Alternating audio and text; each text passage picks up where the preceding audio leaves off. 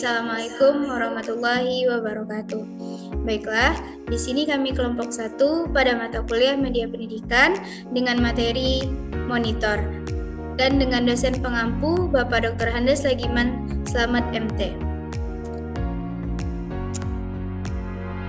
Di sini kami beranggotakan 2 orang. Yang pertama saya Mutiara Miftahul Jannah yang berperan sebagai moderator, dan yang kedua rekan saya Elsie Maharani Putri. Baik, pada materi monitor ini kami memiliki 4 topik bahasan yang akan kami jelaskan pada presentasi kami kali ini. Yang pertama itu ada fungsi monitor, yang kedua sejarah monitor, yang ketiga jenis monitor, dan yang keempat bagian monitor. Untuk materi pertama akan dijelaskan oleh rekan saya Elsie. Kepada Elsie dipersilakan. Terima kasih kepada moderator yang telah memberikan kesempatan kepada saya untuk menjelaskan materi ini.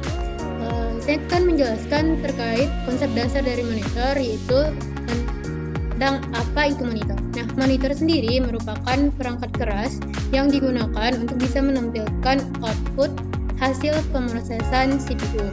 Nah, hasil pemrosesan ini dapat berupa data grafis, baik audio maupun video, yang dapat diakses oleh pengguna. Nah, ada gambar monitor seperti yang terlihat pada slide. Sekian penjelasan saya kembalikan kepada moderator.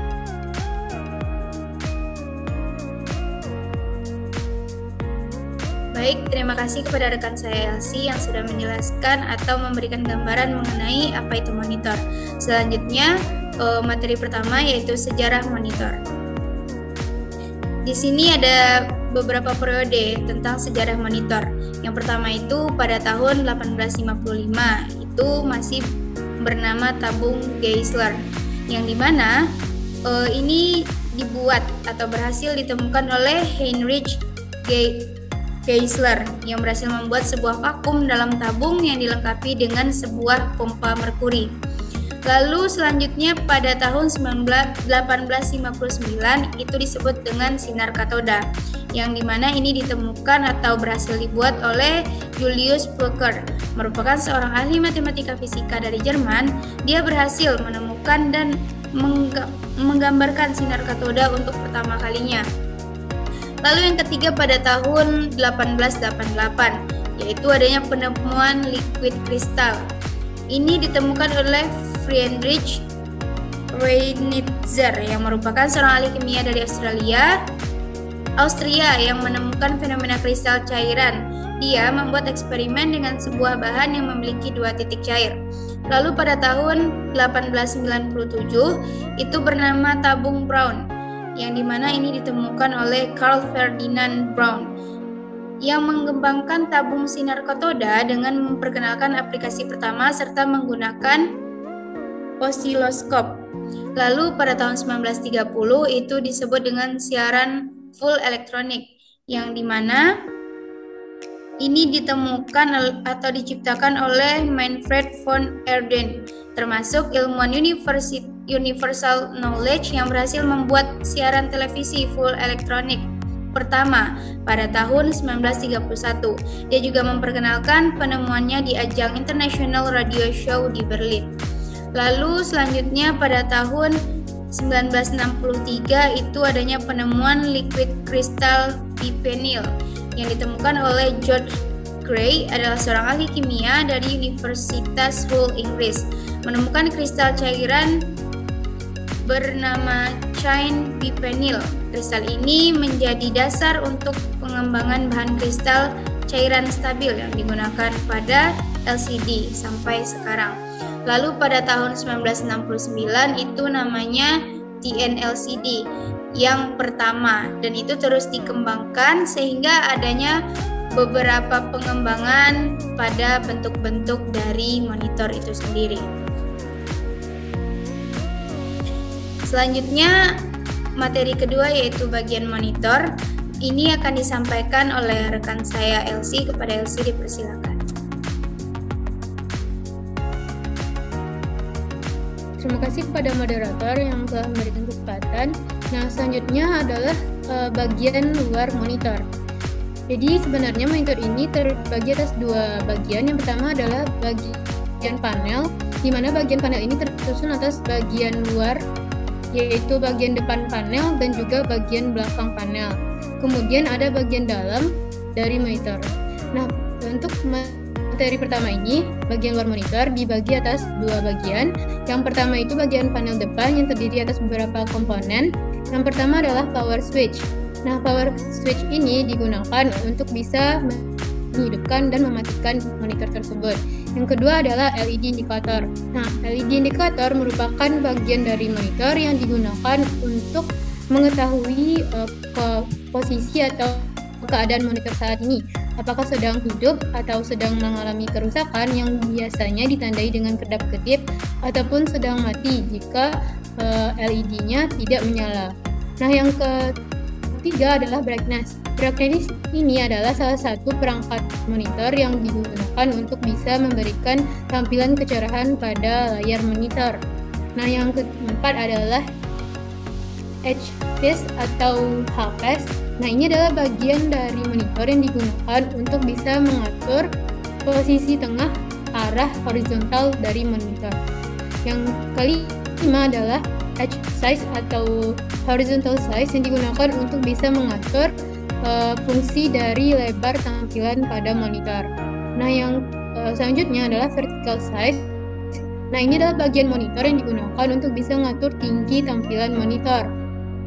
Selanjutnya adalah vertical shift yang digunakan untuk bisa mengatur posisi tengah arah vertikal monitor.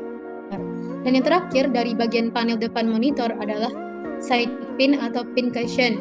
Nah, ini adalah bagian monitor yang digunakan untuk bisa mengatur posisi bingkai, baik cekung ataupun cembung pada tampilan layar monitor. Nah, setelah bagian depan panel, monitor juga ada bagian belakangnya yang terdiri atas 3 komponen. Yang pertama adalah saklar pemilih tegangan, selanjutnya adalah konektor power, dan yang ketiga adalah kabel sinyal data, di mana kabel sinyal data ini juga terdiri atas CGA yang merupakan color graphical adapter, kemudian VGA yang juga merupakan video graphical adapter. Nah, jadi ketiga panel ini merupakan panel belakang monitor yang digunakan untuk bisa menampilkan data. Sekian dari penjelasan saya kembalikan kepada moderator. Baik, terima kasih kepada rekan saya Elsie yang sudah menyampaikan mengenai bagian luar dari monitor. Selanjutnya di sini saya akan melanjutkan mengenai bagian dalam monitor.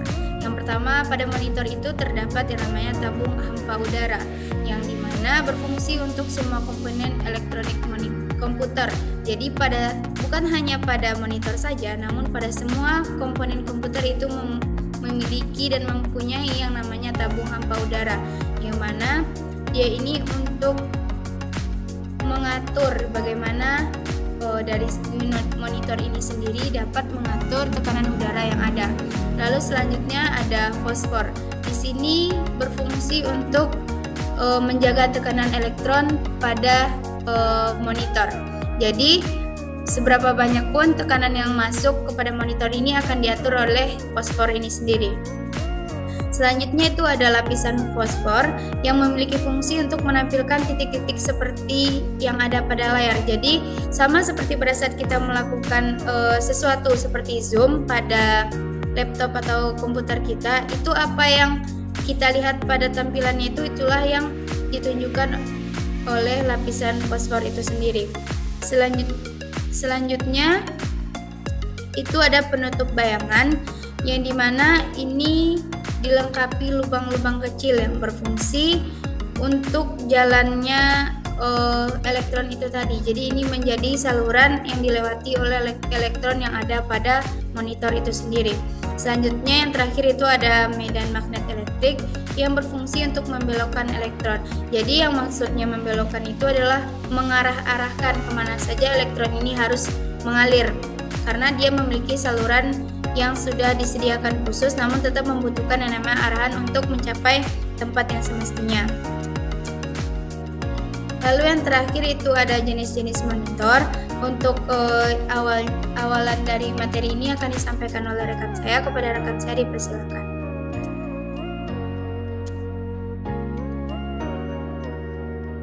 Terima kasih kepada moderator yang sudah memberikan kesempatan.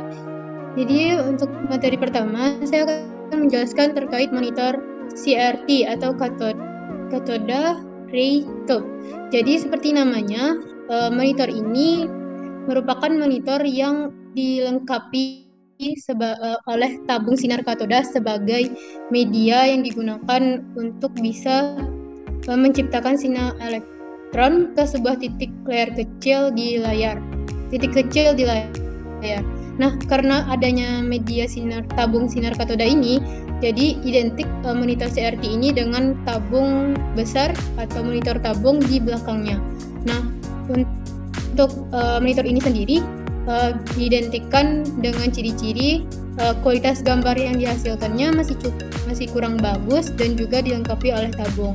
Nah, keberadaannya untuk saat ini masih tidak ditemukan lagi atau sudah jarang dan bisa digunakan pada era tahun 1990-an ke atas. Selanjutnya adalah monitor LED touchscreen atau monitor layar sentuh. Seperti namanya, monitor layar sentuh ini merupakan monitor yang dilengkapi oleh sensor pendeteksi posisi instruksi sehingga monitor ini bisa bekerja dengan melalui sentuhan dari usernya. Jadi apapun yang disentuh user di layar monitor ini bisa digerakkan ataupun bisa menampilkan sebuah output. Nah, untuk cara kerjanya sendiri seperti yang terlihat di layar, jadi sensor ini akan mendeteksi posisi instruksi yang diinput maksudnya dipegang, kemudian instruksi ini disampaikan ke sistem agar dieksekusi sesuai gambar atau ikon yang dipilih. Nah, untuk LED touchscreen ini sudah mulai diterapkan oleh komputer-komputer gaming seperti yang bisa dilihat pada gambar ataupun komputer yang digunakan untuk editing pada media animasi. Nah, untuk penjelasan selanjutnya saya kembalikan kepada moderator. Baik, terima kasih kepada rekan saya Elsie yang sudah mengawali materi tentang jenis-jenis dari monitor itu sendiri. Baiklah, selanjutnya di sini ada monitor plasma atau PDP plasma display panel, yang dimana ini merupakan hasil kombinasi dari CRT dan LCD. Yang untuk urusan atau kualitas dari gambar ini sudah sangat terbilang bagus untuk monitor PDP ini atau monitor plasma ini, karena monitor ini hadir dengan desain yang tipis, yang sudut pandangnya lebar. Monitor ini menggunakan fosfor untuk menciptakan sebuah grafis dengan warna yang lebih tajam. Jadi untuk memproses warna dalam tampilannya, monitor plasma menggunakan gas yang dilepaskan di dalam panel sehingga menghasilkan sinar ultraviolet. Lalu selanjutnya ada yang disebut dengan monitor LED Light Emitting Diode, yang dimana monitor ini merupakan pengembangan dari jenis LCD. Jadi ini adalah dari LCD juga, namun ini lebih memiliki kualitas di atas LCD karena gambar yang dihasilkan terlihat lebih nyata dan mengandung banyak warna dalam prosesnya. Dengan desain yang sangat tipis ini, banyak orang yang sangat berminat untuk menggunakannya karena simple. Jadi monitor jenis ini bekerja dengan pencahayaan diode sebagai sumber cahayanya. Dia memanfaatkan maya yang membuat beragam varian warna. LED ini mempunyai kualitas warna hitam yang cukup tajam. Monitor ini juga kontras rasio dan refresh rate yang sangat tinggi sehingga dalam menampilkan sebuah film atau video game sangat detail. Selanjutnya itu ada monitor LCD liquid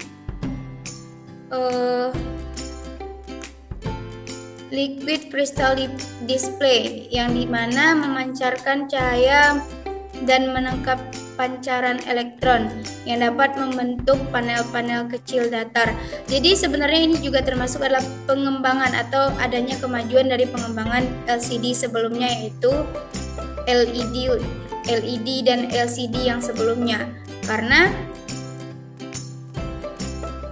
ini merupakan bagian yang akan terus berkembang sesuai dengan kebutuhan dan perkembangan zaman. Baiklah, itu 5 jenis dari monitor yang ada sampai saat sekarang ini dengan kelebihan dan pengembangannya masing-masing. Jika salah itu berasal dari kami sendiri, dan kami harap semoga apapun materi yang kami sampaikan ini dapat menjadi pelajaran bagi kita semua, dan kami di sini sangat berharap adanya perbaikan-perbaikan dan saran-saran dari teman-teman serta dosen kami agar kedepannya kami dalam membuat atau menampilkan suatu presentasi itu menjadi lebih baik. Di sini saya sebagai moderator mewakili teman saya Elsie mengucapkan terima kasih banyak kepada teman-teman dan juga dosen kami. Di sini kami sangat berharap banyak atas kebermanfaatan video kami, dan saya akhiri. Assalamualaikum warahmatullahi wabarakatuh.